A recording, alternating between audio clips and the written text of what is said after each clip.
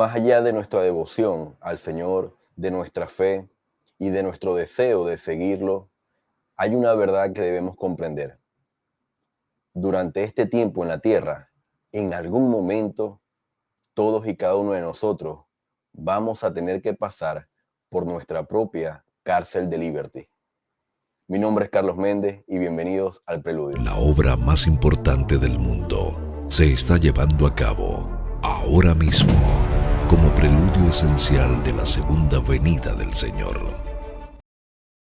Sean todos bienvenidos, hermanos y hermanas, mis amigos. Gracias por estar aquí nuevamente en una oportunidad más, un video para compartir estos análisis que, como siempre lo he dicho, son parte de mis estudios personales y de ninguna manera deben ser tomados como doctrina oficial de la Iglesia. Sin embargo, la invitación es que ustedes puedan indagar, escudriñar las Escrituras y estudiarlas por su propia cuenta. Gracias a todos por sus comentarios en los diversos contenidos que he podido compartir en el canal. Y bueno, en el día de hoy quiero compartirles algo interesante, porque vamos a ver desde un ángulo completamente distinto la experiencia del profeta José Smith en la cárcel de Liberty. Paradójicamente, una cárcel llamada Libertad. Ahora, vamos a ver qué tiene que ver esta experiencia trágica, traumática, dolorosa del presidente y profeta de la restauración, José Smith, cómo se aplica las cosas que él vivió para nosotros en nuestros días en preparación para la segunda venida. Bien, vamos directamente al tema y como lo dice la portada, la cárcel de Liberty, modelo de preparación. Vamos a ver por qué. Esto se va a basar, este análisis está basado en un mensaje del presidente del Elder, Jeffrey R. Holland, en septiembre del 2008. Se llama Lecciones de la cárcel de Liberty. Y como primera parte quiero recalcar esto. Dijo, la mayoría de nosotros, la mayor parte del tiempo, hablamos de las instalaciones de Liberty como una cárcel o una prisión. Y ciertamente lo era. Pero el Elder Brigham Roberts, al registrar la historia de la iglesia, habló de las instalaciones como un templo, o más exactamente, un templo-prisión. El Elder Neil Maxwell utilizó la misma frase en algunos de sus escritos. Así que vamos a lo largo del análisis que les voy a compartir, vamos a mantener en nuestra mente esto. ¿Por qué este historiador, este Elder registró que la cárcel de Liberty era un templo? Fue sostenido también esta cita y estas palabras por el Elder Maxwell y ahora también el Elder Jeffrey R. Holland en el 2008. ¿Cómo un templo puede ser comparado con una prisión? Vamos a ver cómo se aplica esto para nosotros en la actualidad. Y fíjense algo. En esta primera parte vamos a ver la cárcel de Liberty. Vamos a ver de qué se componía, el contexto de lo que ahí se vivía. Esta cárcel de Liberty, para nosotros, pueden ser situaciones específicas. Y como lo dije al principio del video, todos nosotros vamos a pasar por nuestra cárcel de Liberty específica. Pruebas específicas, cruces específicas que el Señor nos ha dado para progresar en este estado de probación. Situaciones específicas que nos ayudarán a progresar en esta senda de los convenios que hemos decidido seguir al Señor. Entonces, fíjense de qué manera era esta cárcel de Liberty. Dice que la cárcel, una de las pocas y ciertamente una de las más intimidantes de las estructuras de ese tipo en esa región, se consideraba prueba de fugas y probablemente lo era. Tenía dos pisos. El piso superior o principal era accesible al mundo exterior solo por una única puerta, pequeña y pesada. En el medio de ese piso había una trampilla a través de la cual los prisioneros eran bajados al piso inferior o calabozo. Los muros exteriores de la prisión eran de piedra caliza toscamente tallada de 2 pies de espesor, con paredes interiores de troncos de roble de 12 pulgadas. Estos dos muros estaban separados por un espacio de 12 pulgadas lleno de roca suelta. Combinados estos muros formaban una barrera formidable, prácticamente impenetrable, de 4 pies de espesor. En la mazmorra, la altura del suelo al techo era de apenas 6 pies, y puesto que algunos de los hombres, incluidos el profeta José, medían más de 6 pies de altura, esto significaba que cuando estaban de pie, estaban constantemente encorvados, y cuando estaban acostados, eran mayormente sobre las piedras de áspera y desnudas del suelo de la prisión, cubiertas aquí y allá por un poco de paja suelta y sucia, o alguna otra estera de paja sucia. Vayan imaginándose el contexto de esta cárcel, hermano. Era un lugar lúgubre, tenebroso y, y con condiciones deplorables. La comida que se les daba a los prisioneros era vasta y a veces contaminada, tan sucia que uno de ellos dijo que no podía comerla hasta que los impulsó el hambre. En hasta 4 ocasiones les administraron veneno en la comida, lo que los hizo enfermar tan gravemente que durante días alternaban entre vómitos y una especie de delirio, sin importarles realmente si vivían o morían. En las cartas del profeta José, él habló de la cárcel como un infierno rodeado de demonios, donde nos vemos obligados a oír nada más que juramentos blasfemos y a presenciar una escena de blasfemia, embriaguez, hipocresía y libertinajes de todo tipo. No tenemos mantas suficientes para mantenernos calientes, dijo, y cuando hacemos fuego nos vemos obligados a tener humo casi constante. Nuestras almas están abatidas y mi nervio tiembla por el largo confinamiento. Ni la pluma, ni la lengua, ni los ángeles, escribió José, podrían describir adecuadamente la malicia del infierno que sufrió allí. Y todo esto ocurrió durante lo que, según algunos relatos, se consideraba entonces el invierno más frío registrado en el estado de Missouri. Entonces, hermano, fíjense esta situación deplorable, inhumana, donde sus libertades habían sido restringidas, donde incluso habían sido envenenados en varias ocasiones, en 4, dice el Elder Holland, y donde literalmente se sintieron como un infierno. Ahora, ¿por qué digo que cada uno de nosotros debe pasar por la cárcel de Liberty? Cuando menciono esto, no digo que cada uno de nosotros tiene que pasar por ese tipo de situaciones. Pero, ¿qué puede ser una cárcel de Liberty para nosotros? Para mí, en lo particular, una cárcel de Liberty pudo haber sido mi época, en donde estuve luego de mi tiempo de jóvenes alejado de la iglesia, en donde carecía de la guía del Señor, carecía de la compañía del Espíritu. Y me encontré en situaciones que después lamenté estar ahí. ¿Qué puede ser una cárcel de Liberty para mí? Pudo haber sido el fallecimiento de nuestra hija, en donde después de mucho esfuerzo, oración y fe, sentimos que en ese momento no teníamos lo que más anhelábamos en esta vida, que era ser padres y gozar de esta bendición de tener una hija. ¿Cuáles son sus cárceles de Liberty? Una enfermedad, un cónyuge que ha roto los convenios, la soledad de no tener la oportunidad de casarte en esta tierra, la rebeldía de un hijo que ha decidido alejarse del evangelio, una enfermedad mental, enfermedades emocionales. ¿Cuáles han sido las cárceles de Liberty que hemos tenido que enfrentar en esta tierra? Todos y cada uno de nosotros, en diferentes grados, de diferentes tamaños, hemos tenido que pasar por estas situaciones, en donde literalmente nos hemos visto expuestos a personas que no comparten nuestras creencias, nuestras opiniones, y al igual que José, blasfemaban en contra de Dios en presencia del profeta de la restauración.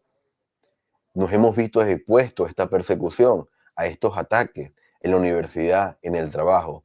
¿Cómo nos hemos sentido? Compárteme en la cajita de comentarios si has tenido que pasar y si lo deseas, por una cárcel de Liberty, simbólicamente hablando en esta época. Si lo deseas, puedes compartirlo. Ahora, ya habiendo analizado esta primera parte que todos nosotros hemos tenido que pasar por esta cárcel de Liberty, vamos a ver por qué estos élderes, estas autoridades generales, también mencionaban que la cárcel de Liberty para el profeta José era también un templo. Y fíjense lo que dijo el elder Holland. Lo voy a colocar en grande para que puedan leerlo. Dijo, ciertamente Liberty carecía de la pureza de belleza, la comodidad y la limpieza de nuestros verdaderos templos. Nuestros templos dedicados, el lenguaje y la conducta de los guardias y los criminales que acudían allí no eran nada parecidos a los de un templo. De hecho, la brutalidad restrictiva y la injusticia de esta experiencia de Liberty la harían parecer la antítesis misma del espíritu liberador y misericordioso de nuestros templos y las ordenanzas que se llevan a cabo en ellos. Entonces, ¿en qué sentido podría llamarse a la cárcel de Liberty un templo? O al menos una especie de templo en el desarrollo personal de José Smith y en su papel como profeta? Hace una pregunta el elder Holland. El mensaje de esta noche es que cuando sea necesario, podemos tener una experiencia sagrada reveladora y profundamente instructiva con el Señor en cualquier situación en la que nos encontremos. De hecho, permítame decirlo un poco más fuerte. Pueden tener una experiencia sagrada, reveladora y profundamente instructiva con el Señor en las experiencias más miserables de su vida, en los peores entornos, mientras soportan las injusticias más dolorosas, cuando enfrentan las probabilidades y la oposición más insuperables que hayan enfrentado jamás. Hermanos, esta parte, y aquí quiero hacer una breve pausa porque es impresionante cuando el presidente Nelson nos dice que nuestra fe en el Señor Jesucristo no debe depender de las circunstancias en las que vivamos. Eh, y aquí aplica esto perfectamente en el profeta José y de la cárcel de Liberty. Él, a pesar de todo, buscó la manera para comunicarse con el Señor. Y el elder Holland dice, incluso, incluso en las experiencias más miserables, hermano, incluso en las experiencias más miserables que tengan que pasar en este estado terrenal, incluso pueden sentir la presencia del Señor, pueden escucharlo y pueden ese momento amargo y miserable convertirlo en algo sagrado y que los va a marcar a ustedes y los va a ayudar en la senda de los convenios. Todos nosotros, de una manera u otra, grande o pequeña, dramática o incidental, vamos a pasar un tiempo en la cárcel de Liberty, espiritualmente hablando. Enfrentaremos cosas que no queremos enfrentar por razones que tal vez no hayan sido culpa nuestra. Hermanos, ¿por qué esto lo comparo con la preparación para la segunda venida? Porque a veces nosotros como discípulos de Cristo que nos esforzamos a pesar de nuestros pecados, de dar lo mejor de nosotros, de arrepentirnos diariamente, de levantarnos y de esforzarnos y de hacer lo correcto, siempre Satanás va a estar usando todas sus herramientas, todos los medios para hacernos sentir que es culpa nuestra, que las cosas no salgan como nosotros pensemos. Satanás siempre va a hacer lo posible por hacernos sentir culpables, miserables. Y por eso, dice el elder Holland, es necesario entender y comprender que en algún punto de nuestra vida, no importa si estamos bien económicamente, si estamos mal, no importa la situación ni el estrato social en el que usted se encuentre, en algún momento va a tener que pasar, al igual que yo, por la cárcel de Liberty. Y esa cárcel de Liberty va a ser específica. Esa celda va a ser específica para usted. El Señor conoce el límite de la prueba a la que usted puede enfrentarse. Él no va a colocarle una prueba que usted no pueda superar. Si usted tiene esa cárcel de Liberty, Si usted siente que se encuentra abatido, solo, en una situación miserable, entienda algo, hermano y hermana. Usted tiene el potencial divino de salir de esa cárcel de Liberty y de convertirla en algo sagrado, semejante a las experiencias que se viven en el templo. Vamos a ver 3 lecciones que el Elder Holland nos da en esta oportunidad con respecto a la experiencia del profeta José, y estas 3 lecciones nos van a servir a nosotros para prepararnos para los días venideros. La primera lección es: los justos serán llamados a enfrentar tiempos difíciles. Fíjense algo. Cuando lleguen estos momentos de extrema necesidad, no debemos sucumbir al temor de que Dios nos haya abandonado o de que no escuche nuestras oraciones. Él sí nos escucha, Él sí nos ve, Él sí nos ama. Cuando estemos en circunstancias desesperadas y queramos clamar, ¿dónde estás?, es imperativo que recordemos que Él está ahí con nosotros, donde siempre ha estado. Debemos seguir creyendo, seguir teniendo fe, seguir orando y suplicando al cielo, incluso si por un momento sentimos que nuestras oraciones no son escuchadas y que Dios de alguna manera se ha ido. Él está ahí, nuestras oraciones son escuchadas y cuando lloramos, Él y los ángeles del cielo lloran con nosotros. Hermanos, si algo he aprendido leyendo este mensaje es que si en alguna ocasión usted se ha preguntado, Señor, ¿en dónde estás? ¿Por qué me siento tan sola? ¿Por qué me siento tan solo? ¿Por qué a pesar de mis esfuerzos tengo que atravesar esto?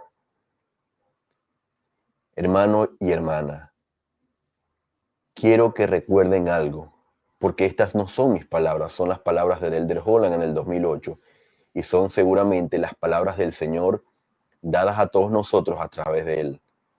Sigan creyendo, no están solos. Y como lo dijo en la cita anterior, Él sí los escucha, sí los ve, sí los ama. Siempre está con nosotros. Él siempre ha estado con nosotros, hermano. Y miren, les voy a contar parte de mi experiencia luego del fallecimiento de nuestra hija. Días después del fallecimiento, yo tuve que reintegrarme después del permiso por duelo que me dieron en el trabajo. Y yo durante varios días, muchos días, me sentía bastante extraño. Tenía una sensación que antes no tenía.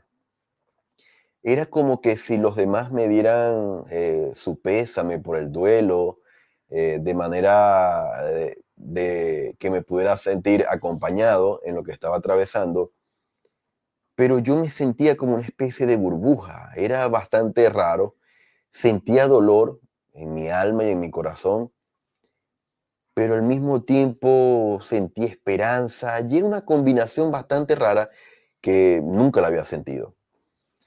Un día en mi trabajo, eh, de esos días en donde estaba meditando y pensando por qué me siento así,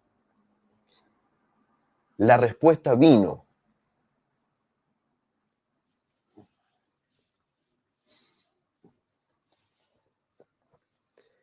La respuesta vino a mi mente en forma de una voz que me dijo, porque estás a mi lado. La razón por la que yo no me sentía como antes, por la que me sentía como arropado, como en una burbuja, en donde había dolor, sí, pero al mismo tiempo había paz. Y la razón es que yo ese día comprendí a través de esta impresión que el Señor hizo sentir a mi mente y a mi corazón, es que Él estaba conmigo, siempre estuvo ahí, a pesar de mi dolor,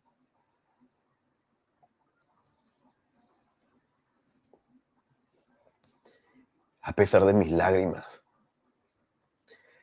a pesar del sufrimiento de mi esposa, de verla llorar amargamente por la pérdida de nuestra hija, siempre estuvo ahí. Y lo que quiero que recuerden son las palabras del Elder Holland. Sigan creyendo, sigan suplicando al cielo. No estamos solos, hermanos. Y parte de esta década maravillosa va a depender mucho, en gran parte, de cómo nosotros afrontemos las situaciones de adversidad a las que nos enfrentemos.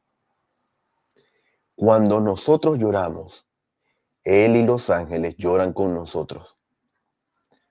Cuando usted llora, el Salvador, su Padre Celestial y los ángeles lloran con usted.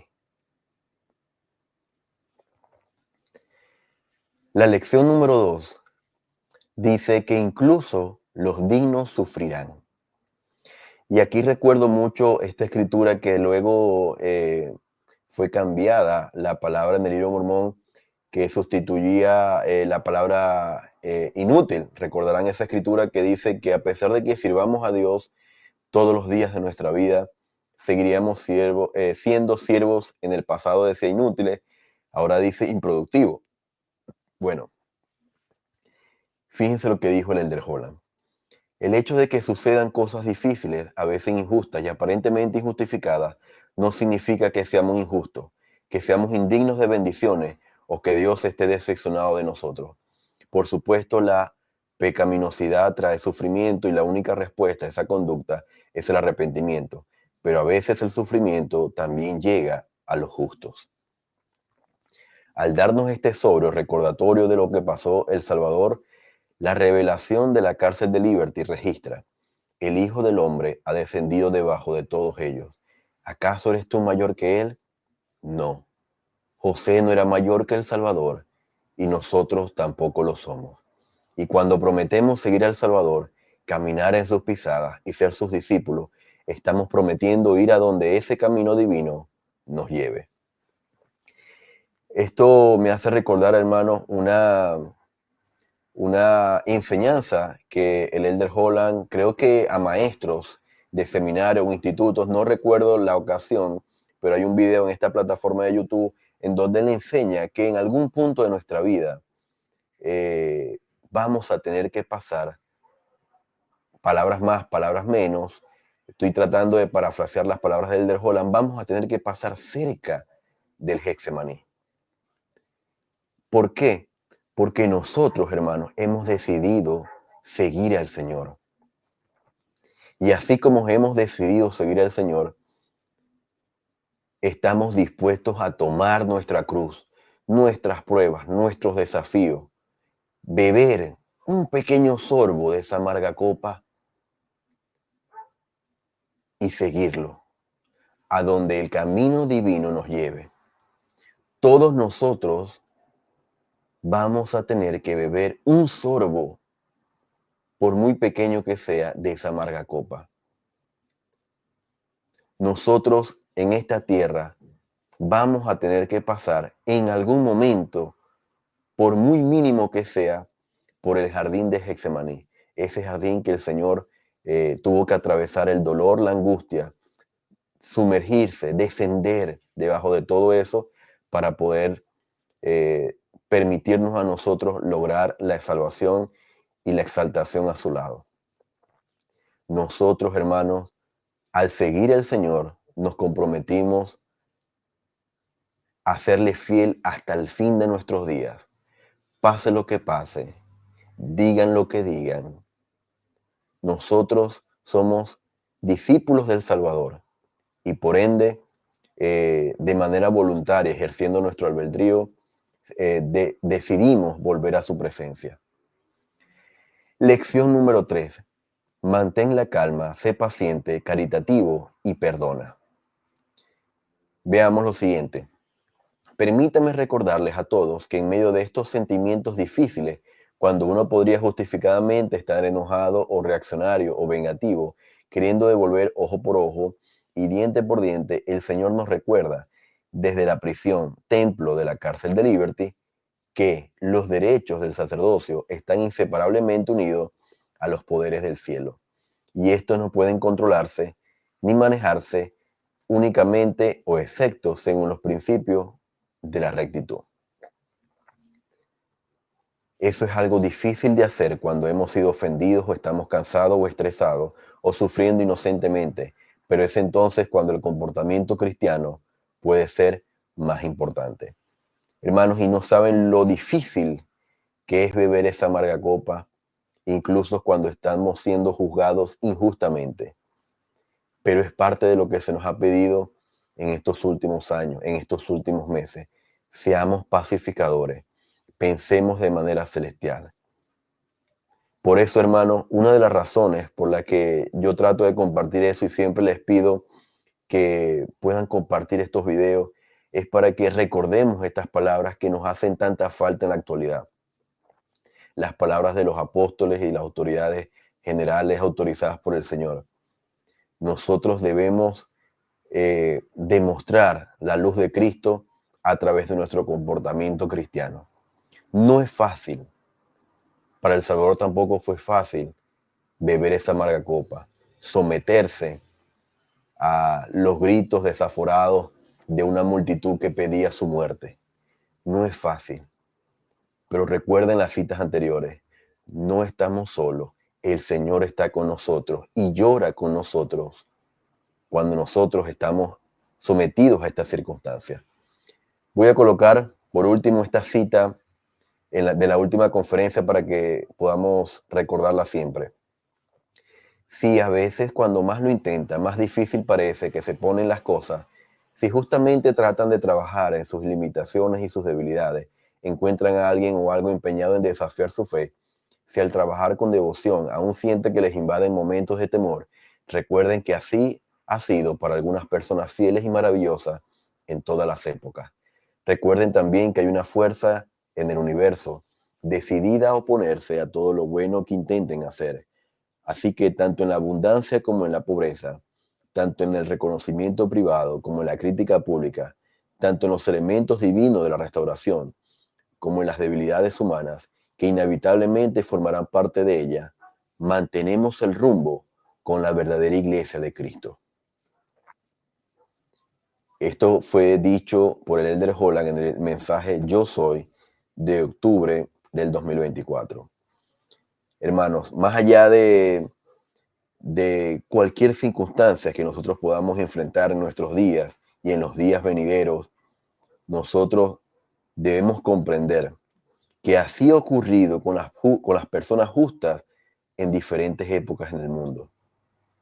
Así como le ocurrió a los pioneros, así como lo ha ocurrido en otras dispensaciones, así nosotros será necesario que atravesemos por estas situaciones.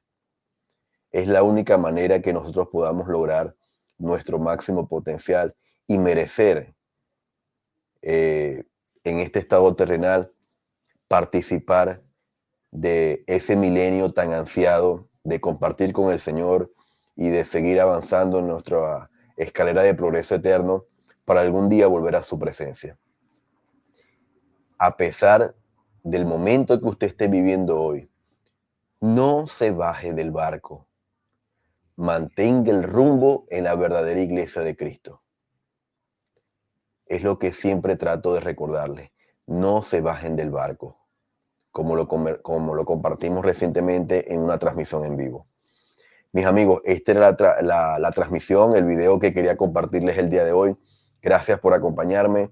Los invito a que, si les gustó, puedan compartir este video con las personas que lo necesiten. Sé que muchos de nosotros estamos pasando por circunstancias difíciles, muchas de ellas ajenas a nosotros, sobre todo aquellos hermanos santos de los últimos días que están atravesando por inundaciones, incendios y otros desastres naturales en sus ciudades de origen. Oramos por ustedes y esperamos en el Señor, siendo pacientes, caritativos y siempre tratando de perdonar a los demás, sin importar lo que otras personas hagan con nosotros. No es fácil, pero es el camino que hemos decidido seguir. Gracias por acompañarme el día de hoy y nos vemos en un próximo episodio. Hasta luego.